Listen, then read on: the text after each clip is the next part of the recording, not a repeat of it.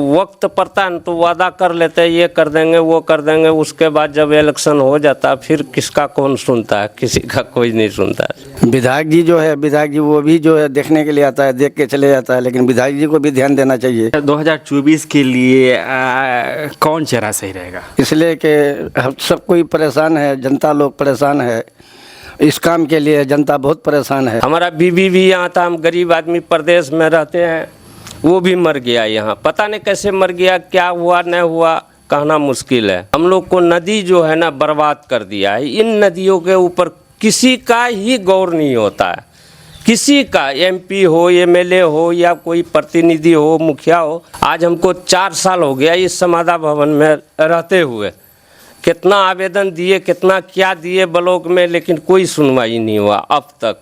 जिस तरह से कोई आशिक अपनी मासूका को झूठे वादे करते हैं, हमारा नेता भी हमें झूठे वादे करते हैं। ना हमारा अस्पताल में डॉक्टर बहाल हो पाते हैं, ना हमारी नदियों की हालात ठीक हो पाती है। लेकिन हॉस्पिटल का तो हमको 3 साल हो गया यहाँ, तो हम ये देखते हैं कभी आता है नर्स, कभी नहीं आता। सलाम आदाब, मैं रमेश रेजा, आप देख रहे हैं KTV लाइव। हम मौजूद हैं पूर्णिया जिला के अमौर विधानसभा के बैसा प्रखंड अंतर्गत आसियानी पंचायत में, जो कि जिनका कि लोकसभा क्षेत्र किशनगंज जी है।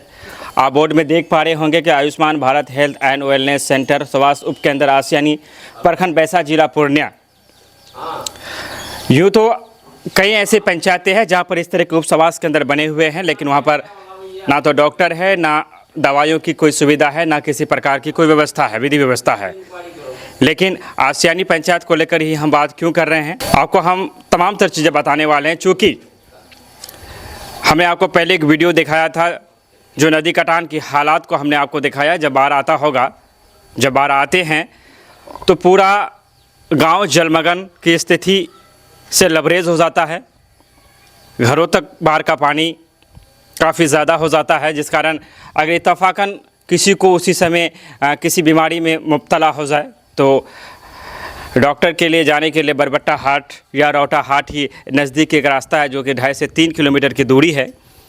और चूँकि इसके बगल का जो रास्ता है वो भी सही नहीं है, वहाँ भी पुल कटे हुए हैं, रोड कटे हुए हैं। तो ऐसे में आप सिर्फ एक सोचिए कि बाढ़ आ जाती हो और 4-5 दिन के लिए आप कहीं निकल नहीं सकते हैं, तो और उसी समय किसी का पैर कट जाए, किसी को सांप काट ले, किसी का पेट में दर्द हो जाए, या किसी को और भी बहुत सारी तरह की जो बीमारियां है उससे उत्पन्न हो जाए, तो जब तक वो बरबट्टा हाट जाएंगे तब तक खुदा ना करे कोई ऐसा अनहोनी हो जाए जिसका पछतावा हो।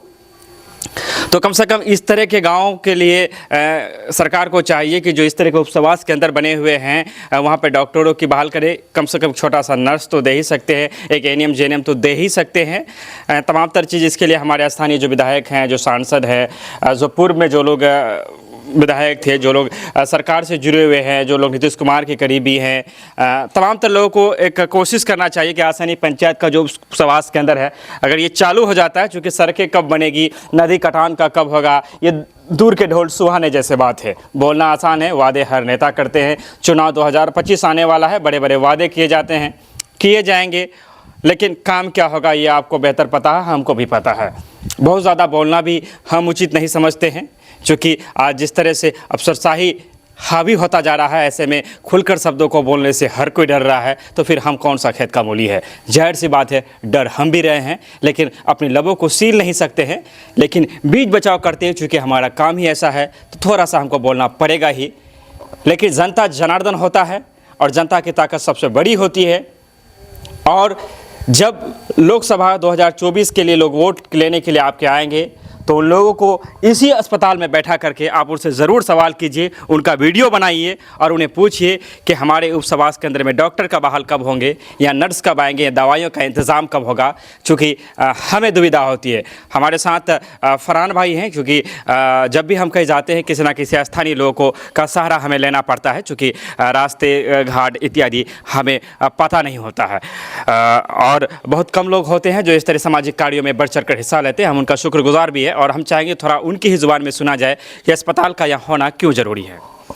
यहाँ इसलिए अस्पताल होना चाहिए कि ये कम से कम 5000 आबादी है, गांव है, 1 से लेकर 7 वार्ड तक है, समझे। तो हम लोग को यहाँ से जाना पड़ेगा, 8 किलोमीटर रोटा जाना पड़ता है, या तो फिर किशनगंज या तो पूर्णिया इधर छोटे छोटे हैं डॉक्टर, तो इससे सब सफलता नहीं मिलते हैं क्योंकि बढ़िया इलाज नहीं होता है। उसके बाद अगर कोई लेट जाते हैं तो मर जाता है यार, और कुछ बहुत परेशानी होता है, समझे। तो ये केंद्र जब गवर्नमेंट दिया है तो इसको खोलना चाहिए। और जो हमारे जो वीडियो थे तो उसको ब्लॉक में हम बोले थे कि कितना बार बोले हैं कि यहाँ दीजिए करने में, वो सुनवाई नहीं करता है, समझे। तो बोलता है होगा होगा होगा, ध्यान नहीं देता है। इसलिए हम चाहते हैं गवर्नमेंट से कि थोड़ा ध्यान दे ये सब चीज़ में। और जो मुखिया जो थे उसको भी ध्यान देना है, इसलिए कि वो अभी पंचायत के मुखिया हैं। वो क्या नाम है मुखिया जी का? मुखिया का नाम है मोहम्मद जाहिद आलम। मुखिया 2 बार मुखिया जी से और तमाम तो लोगों से कह रहे हैं कि उन्हें भी इन सारी चीज़ों बात चर्चा है हमारे साथ। चलिए बैठे रहिए आप क्या कहना चाहेंगे यहाँ के मुखिया जी से, समिति से, जिला परिषद से, विधायक से, सांसद से, सरकार के लोगों से, नीतीश कुमार जी से इस अस्पताल को लेकर के? काम तो होना चाहिए, इसलिए कि हम सब कोई परेशान है, जनता लोग परेशान है। इस काम के लिए जनता बहुत परेशान है। कम से कम जो है थोड़ा बहुत तो काम होना चाहिए, हल्का फुल्का होने के लिए। क्योंकि अगर कोई परेशानी हो जाता है तो हम लोग को दूर जाना पड़ता है, पूर्णिया जाना पड़ता है, रौटा जाना पड़ता है, किशनगंज जाना पड़ता है। यहाँ जब हॉस्पिटल खोला है तो हॉस्पिटल में तो रहना चाहिए कुछ नहीं कुछ, ताकि कोई इमरजेंसी के लिए कोई आदमी आ जाए तो उसको कुछ नहीं कुछ दवाई मिल जाए, वो हल्का हो जाए जाने के लिए। यहाँ के विधायक और सांसद से क्या कहना चाहेंगे इसको लेकर के? विधायक जी जो है, विधायक जी वो भी जो है देखने के लिए आता है, देख के चले जाता है, लेकिन विधायक जी को भी ध्यान देना चाहिए। सांसद जी आए कभी? और ये डॉक्टर जावेद साहब जावेद साहब जो आया पहले आया था गाड़ी लेकर के, आप इधर नहीं आया है। आप कम से कम उसको भी ध्यान देना चाहिए और देखना चाहिए कहाँ क्या होता है नहीं होता है। और ये परेशानी जो है हमेशा लगा हुआ रहता है। इस परेशानी को कैसे दूर होगा, जो है वो सरकार को ज़रा सा कुछ हुक्म देना होगा और उन लोगों को कहना होगा। सरकार नीतीश कुमार के मुख्यमंत्री वो हैं, क्या नीतीश कुमार कहते हैं, नीतीश कुमार को क्या कहना चाहेंगे? सरकार जो नीतीश कुमार अभी है तो वो जो है विधायक को कहे और मुखिया जी को कहे, प्रखंड मुखिया जी है और विधायक जी है, वो लोगों को देखना चाहिए। चलिए चाचा, अपनी तरीके से अपनी बातों को रख रहे थे और कह रहे थे कि थोड़ा बहुत ही काम होना चाहिए। क्या नाम हो आपका? भुवनेश्वर महतो। भुवनेश्वर महतो जी हमारे बीच है, उनसे हम थोड़ा सा तफसील से बातचीत करना चाहेंगे। भुवनेश्वर जी, आपका जो इलाका है बाढ़ की त्रासदी को लगातार झेल रहा है जी, और ऐसा नहीं है कि सिर्फ आपका ये गांव है, बल्कि हमारे सीमांचल की जो दयनीय स्थिति है ये तमाम जगहों में इस तरह की है। और बहुत सारे ऐसे उपसवास के अंदर है जो बंद पड़े हुए हैं जी। लेकिन आपके क्षेत्र में इसका चालू होना इसलिए बहुत ज़रूरी हो जाता है कि बाढ़ग्रस्त इलाका है, कब बाढ़ आ जाए कब क्या हो जाए। तो यहाँ के जो लोग विधायक हैं, जो सांसद हैं, जो लोग अपने आप को मुख्यमंत्री के करीबी कहते हैं, उन लोगों से कुछ बात कहना चाहेंगे, पंचायत के मुखिया तमाम तो लोगों से इसको लेकर के? नहीं, मुखिया जी तो खैर इन चीज़ों में तो ध्यान दिया है और मुखिया जी तो कभी कभी आते हैं, देखभाल करके जाते हैं। लेकिन हॉस्पिटल का तो हमको 3 साल हो गया यहाँ, तो हम ये देखते हैं कभी आता है नर्स, कभी नहीं आता है। अच्छा, कभी कभी आता भी? हाँ, कभी कभी आता है उन लोग।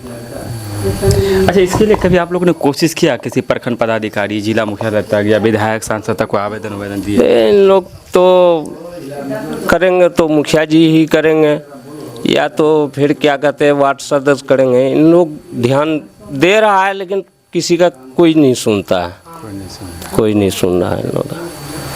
ये है, लेकिन दिक्कत तो बहुत है। जब इतना रुपया खर्च करके हॉस्पिटल बनाया, जब इसमें नर्स डॉक्टर नहीं रहेंगे तो फिर फ़ायदा ही क्या है? सरकार के पैसे बर्बाद हो रहे हैं। और इसमें जो है सरकार को थोड़ा ध्यान देना चाहिए, ये है। हम लोग यही कह सकते हैं, और क्या करेंगे सर। सामने में 2024 का चुनाव है, जो लोग भी सांसद के प्रत्याशी होंगे वो वोट लेने तो आएंगे। मैं चाहूँगा कि आप ऑनलाइन कह सकते हैं कि आप हमारे अस्पताल में जब तक डॉक्टर बहाल नहीं करते हैं तो हमारे इलाके में वोट लेने के लिए नहीं आए। वो तो वादा कर लेते हैं सर, जब वक्त पड़ता है ना तो वादा कर लेते हैं, ये कर देंगे वो कर देंगे, उसके बाद जब इलेक्शन हो जाता है फिर किसका कौन सुनता है, किसी का कोई नहीं सुनता है। तुम तो ठहरे परदेसी, वादा क्या निभाओगे, सुबह पहली गाड़ी से घर को चले जाओगे, कुछ इस तरह की चीज़ें कह रहे थे।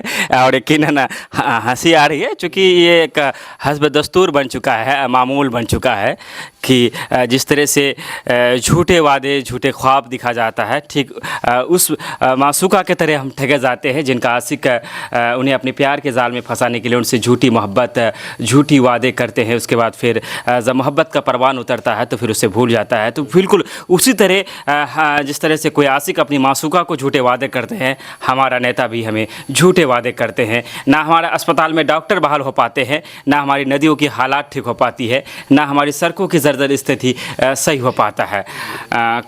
मुख्यमंत्री नीतीश कुमार जी हैं और तेजस्वी प्रसाद यादव स्वास्थ्य मंत्री है। इसका जो मंत्री है वो तेजस्वी प्रसाद यादव है। उन लोगों से हालांकि हमारा वीडियो उन तक पहुँचे इतना ज़रूरी नहीं है, लेकिन क्या पता अगर पहुँच जाए तो आप उनसे क्या कहना चाहेंगे? क्या कहेंगे कि जब तेजस्वी यादव ये है कि सर नीतीश कुमार तो देखिए जब जो भी करना था वो भी अच्छा ही किया। नीतीश कुमार से हमारा यही है आजू के कम से कम इन चीज़ों पे गौर करें और डॉक्टर जल्द से जल्द उसमें बहाली करें, जो कम से कम कुछ तो राहत मिले जनता को। अच्छा, एक सवाल थोड़ा सा इस सबसे हम हटकर पूछना चाहेंगे, अगर मुनासिब हो तो आप जवाब दीजिए, नहीं हो तो नहीं भी बोल सकते हैं। जलील मस्तान साहब 22 साल से विधायक रहे, मंत्री बने। अख्तर ईमान अभी विधायक हैं, 3 साल समथिंग हुए होंगे। दोनों की अगर हम तुलना करें तो आपको कौन ठीक लगता था, अख्तर ईमान या जलील मस्तान? देखिए वैसे तो जलील मस्तान जी भी जब थे उस टाइम भी कुछ नहीं हो रहा था और अभी भी कुछ नहीं हो रहा है, तो किसको सही और किसको गलत वही ढाक के 3 पत्ते वही बात है। अभी कुछ नहीं हो रहा है यहाँ, जैसा पहले था वैसा अब भी है। अच्छा, 2024 के लिए कौन चेहरा सही रहेगा? चेहरा तो देखिए सर अब तो वो वक्त ही बताएगा कि क्या अगर है। आपकी एक सोच की हम बात नहीं अभी तो कुछ नहीं कर सकते सर, अभी तो बहुत लंबा टाइम है, पल भर का तो पता नहीं है कि क्या है, क्या होगा नहीं होगा। आसियानी पंचायत के बारे में कुछ ऐसी बात बताए जो हाँ आपको, चूँकि आप यहाँ के हैं, यहाँ की अच्छी चीज़ें क्या लगती है? ये सर देखिए यहाँ अच्छी चीज़ तो सभी लगते हैं, ये समाज में सबसे बड़ा तो समाज ही है। और सबसे पहले बात यह है कि हम लोग का यहाँ नदी का बहुत परेशानी है सर, इतना परेशानी है जी। हम लोग को नदी जो है ना बर्बाद कर दिया है। इन नदियों के ऊपर किसी का ही गौर नहीं होता है, किसी का, एमपी हो, एमएलए हो या कोई प्रतिनिधि हो, मुखिया हो, किसी का गौर ही नहीं हो रहा है इन पे। आज हमको 4 साल हो गया इस समाधा भवन में रहते हुए, कितना आवेदन दिए, कितना क्या दिए ब्लॉक में, लेकिन कोई सुनवाई नहीं हुआ अब तक जी। हमारा बीबी भी यहाँ था, हम गरीब आदमी प्रदेश में रहते हैं, वो भी मर गया यहाँ, पता नहीं कैसे मर गया, क्या हुआ नहीं हुआ कहना मुश्किल है। क्या करे गरीब आदमी, अब जैसे भी होता है झील रहे हैं, कोई नहीं सुन रहा। सरकार को आप आवेदन दे रहे हैं लेकिन नहीं सुन रहा है सर। मैंने किस चीज़ के लिए आवेदन दे रहे हैं? ज़मीन के लिए। ज़मीन के लिए आप भूमिहीन हैं जी।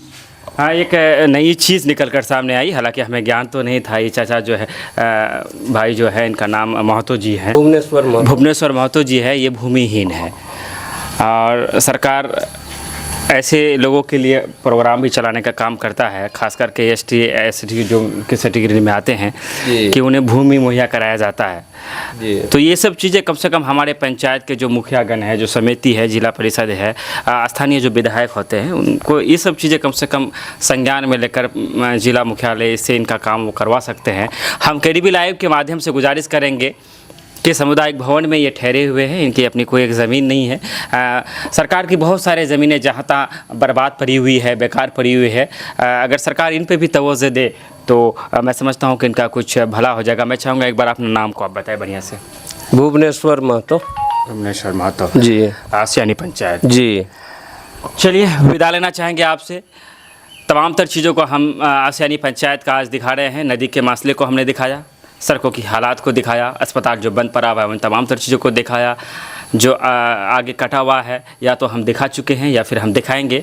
तमाम तर चीज़ों के लिए अगर आप भी यहाँ के लोकल है तो ज़्यादा से ज़्यादा वीडियो को शेयर करें और लोगों तक पहुँचाने में आप हमारी मदद करें और अपनी राय आप कमेंट में दे सकते हैं। विदा लेते हैं आपसे, धन्यवाद, शुक्रिया, आदाब।